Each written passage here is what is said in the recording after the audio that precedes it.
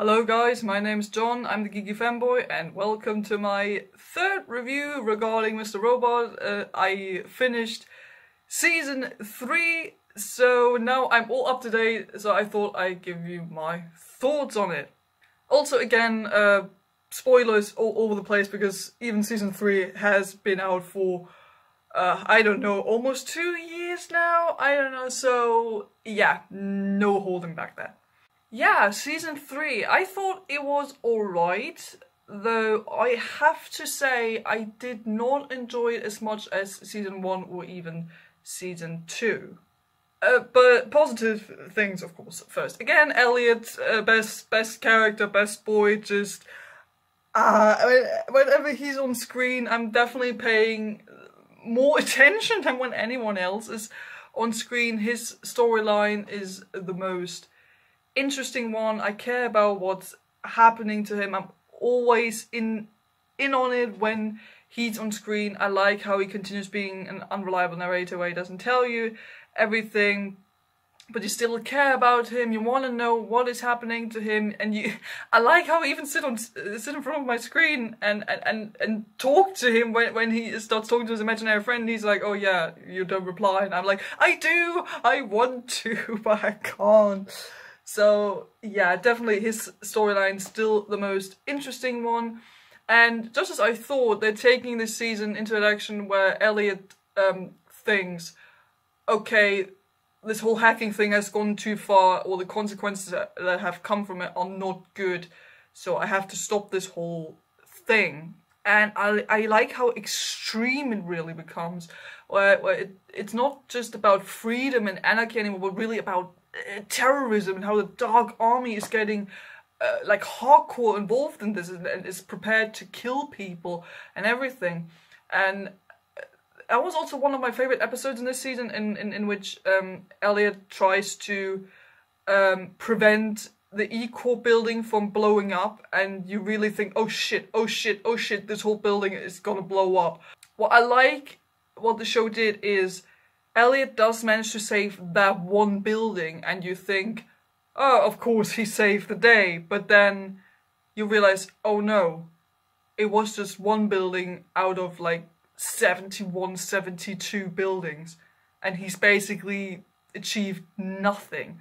Like, he saved a couple of hundred people out of more than 3,000 who have died. So I like how the show is taking no steps back. How they are going away from this classic thing where, like, of course, it was a bit hard and he had to deal with some issues, but in the end he saved the day. But no, the show doesn't do that. They're like, yeah, he saved that building, but a bunch of people died. It's still shit. So when that happened, I was really like, oh my god, what has happened? What I missed though was having this moment of, oh my god, what's happening, because of a big twist or a big reveal. Because we had this in Season 1 when you find out, okay, Elliot is Mr. Robot and he has dissociative identities and all that. And in Season 2 I had this moment with, oh my god, he was in prison the whole time. And I missed that in Season 3. Like, the entire time I was waiting for this moment where Elliot told us or revealed to us, oh, this has actually been something else this whole time, or I imagined this the whole time, or there was something we thought was something completely else. Like, this didn't really happen this time around, and I missed that a bit, because there were still those moments where I thought, okay, the show is still screwing with my head a little here and there, because Elliot is still mentally ill. But narrative-wise, there wasn't this moment where I was questioning everything that was happening, so I did miss that. Continuing from Season 2, I like what's happening with Darlene and the policewoman. I like that they don't really get together, but they do have a night.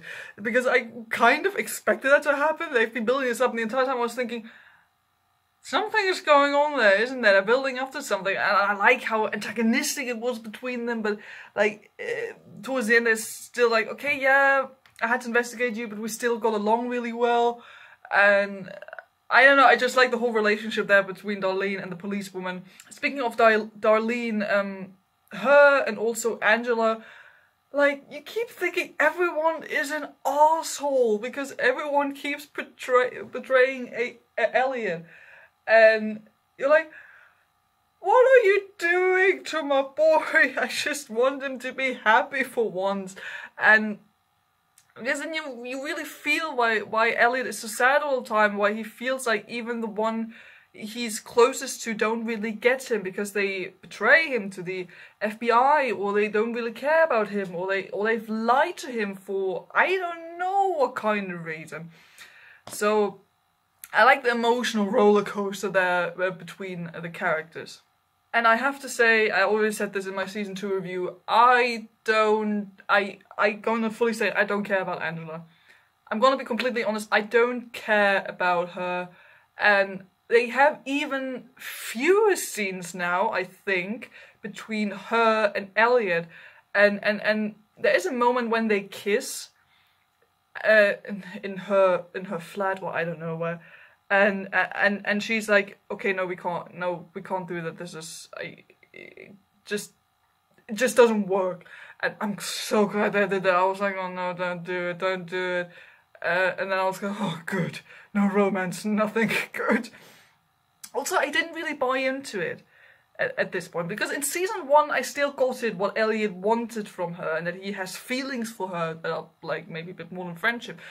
But like their whole friendship has been, I don't know, dumped down a little, and they have fewer and fewer scenes together, where 4 or 5 episodes go by, they don't meet, they don't even mention each other. Like Elliot doesn't think about Angela, Angela maybe mentions him, but Elliot doesn't care about what Angela is doing, and then they have those moments together, and you're like, I don't really buy it, you haven't probably seen each other in weeks or months, and now I'm supposed to buy into this, and I just didn't. Which is also partly because I don't really enjoy watching Angela, which has nothing to do with the actress. The actress is very good. It's just like the writing for Angela's character is not as interesting as the writing for the other characters, basically. Nevertheless, I did like the final episode where they're all at that farm or whatever that was, and you think, holy shit, everyone's gonna die now, like literally everyone. And I like how the Dark Army has really become the antagonist now, the main antagonist in this season, but that there's still some problems going on within the Dark Army.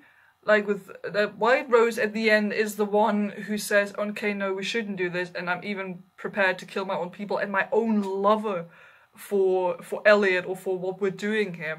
It wasn't really a surprise, but I thought it was a nice touch that at the end White Rose puts her word or her actions or whatever above basically everything and saves the day, quote unquote, even though things are still a bit shit by the end of season 3.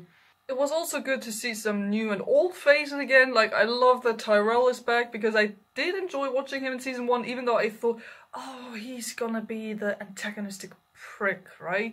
And sort of, but I did sort of also miss him in season 2, especially after, like, he turned up in the season finale, and I thought, are you real? And then it turns out, yeah, he's still around. I like that we get, was it in this season or season 2? I don't even remember anymore, because I watched this stuff like one after another. When you get an episode just solely about Tyrell and what has been going on with him since he basically disappeared after season 1. So I like that we kind of go back and see what has happened with this character we haven't seen in a while, because I do kind of enjoy those backtracking episodes, because you keep thinking, what has actually happened to this man? And now he just turns up, and then you find out what has been going on with him. And now we also get to know this new other, is he a police guy? I don't even remember, the one with the mustache, who in the end kills the other policeman with an axe, which I thought was kind of cool, to be honest.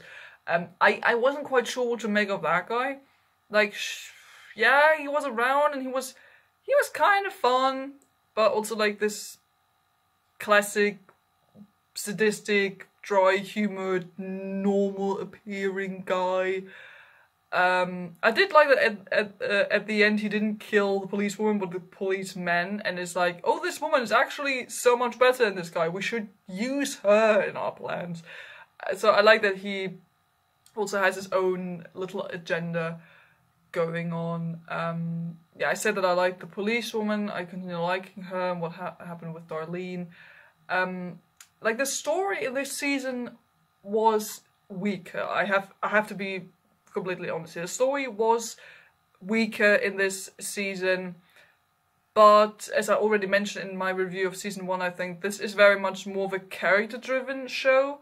I think, like, I care much more about what's going on with the characters and how the characters are being developed than what is actually like happening around them story-wise. But nevertheless, I noticed this time around how the story is missing like a clear focus that it had in season 1, or that there were just storylines that I didn't care about. So I hope that they managed to kind of get a focus back on in season 4 and do some more interesting stuff with all the characters that are not Elliot. But nevertheless, it's still a good show. It's definitely still a good show. I'm very much looking forward to season 4. I want to know what's going to happen, what they do now after they sort of got rid of the hacking they did in season 1. So yeah, I'm curious what's going to happen in season 4, story-wise, also with his mental illness and everything, how they're gonna end this. Also because I've read that there is a line in which Elliot says, "Goodbye, friend," since the series opens with "Hello, friend" or something like that. And so there must be something going on with Elliot where he decides, I don't need to talk to the audience, to my imaginary friend anymore. I do hope that they're not doing the whole, oh, he's got rid of his mental illness by the end of the season, but I don't think they're going to do that. Like, the show creator and the actors and everyone, they're too smart for that. I just hope that they don't do it, like they don't soften things. I just hope that at the end that Elliot does get better, like that he, at least at the end of the show, is gonna be at a point where he's like, okay, I don't need to talk to my imaginary friend anymore because I know I have people in real life who care about me or who look after me. But that he still knows that he has his problems and that he has to live with Mr. Robot being around and all those other problems he has. That would be like the optimistic ending to the show. The pessimistic ending would be like that he says goodbye, friend, and then he dies. Or, I don't know, even worse, commits suicide or something, because... well, you know, to be honest, ever since I started the show, I was like, oh, something is gonna happen to Elliot, or he's gonna do something to himself probably at some point, because he's just not feeling well. So I'm curious to see as to where they are going with this, and I do hope they have more of those what the fuck moments where they just screw with your head and keep going with like the meta and fourth wall breaking, because they're really good at this. And yeah, generally just more exploration of the characters. So yeah, those are my thoughts on season 3 of Mr. Robot. What are your thoughts on this season, on the show overall? Now you can spoiler me, like I'm up to date. Put something in the comments down below, tell me what you think. I hope you enjoyed this little review. Don't forget to like and subscribe if you haven't done that already, and I'll see you guys next time. Goodbye.